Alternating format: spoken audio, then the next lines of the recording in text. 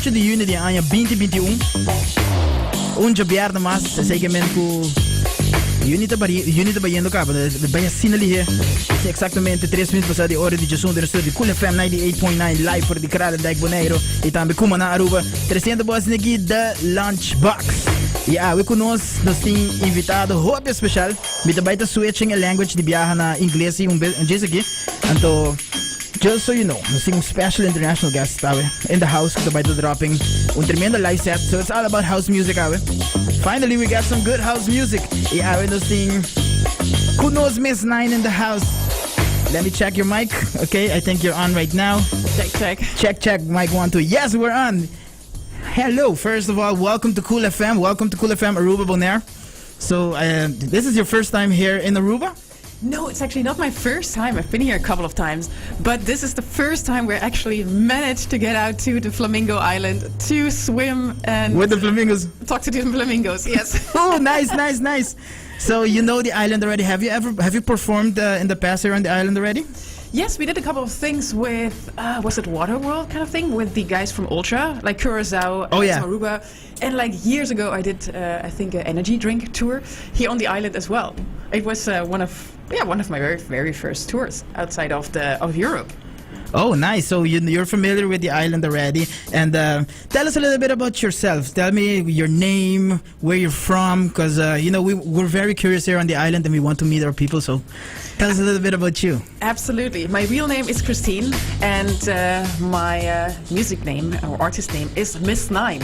That is actually, it comes from my nickname Nine, and I'm born March 9, and I just love the number 9. What you can do with it. Very interesting. And the number 9 is everywhere when you look around and get into numbers. So, I'm born and raised in Germany from a very small town where the Berlin Wall was still up. And from a very young age, I loved to discover and explore the world. So when that was possible, we traveled, and ever since that stayed in me. So I took on advantages, and not advantages, I mean I took on every chance I got, and I started to discover the world. I started in the hospital, rolled into the fashion industry. From the fashion industry, I rolled into the music industry and never really stopped doing all of it. Studied nutrition, how everything works with the body, then with the fashion, working for clients, traveling the world, and then with the music. This is where I found myself and could express my knowledge, my experiences. I love cultures, I love cuisine. I'm like a big foodie, so I try. Yeah, my kind of people.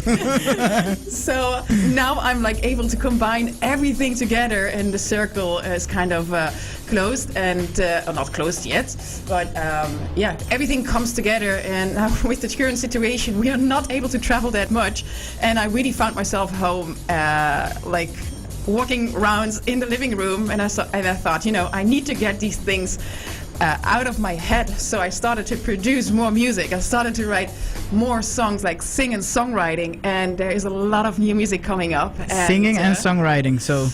Yeah, I mean, my voice is not as good as most of the singers, so I help or do the storytelling. I write down the stories and the words, and then we create something out of nothing together in a team. And this process I love. Very nice. Yeah, I just made a very funny sound just for getting the equipment going on here. Okay, so you said at what point in all that happened around you with the industry, with fashion, everything, you decided, I'm gonna become a DJ. How did that really happen? Like, okay, did you have like a family or a friend that was DJing already, or it's something you just picked up along the way, kind of like getting a passion for a specific type of music and then going into the industry? I never really knew that I was working in fashion or would work in the music industry. It came on my path, and like I said, I saw a chance, so I started to produce events, and I played with A-list acts as an opening DJ, and more things came after that. And then I got seen by a Grammy Award-winning DJ duo from the United States, and they took me under their wings. It's Deep Dish. Not sure if you're familiar with them. Of course, definitely. So I was able to go on a world tour with them. With them? They introduced me to this North, Central, South America, and that opened doors. And also I got the opportunity to mix a compilation on their label, which reached #1 in the US iTunes charts. And that was amazing. Like something I was like, oh, okay, who can say that?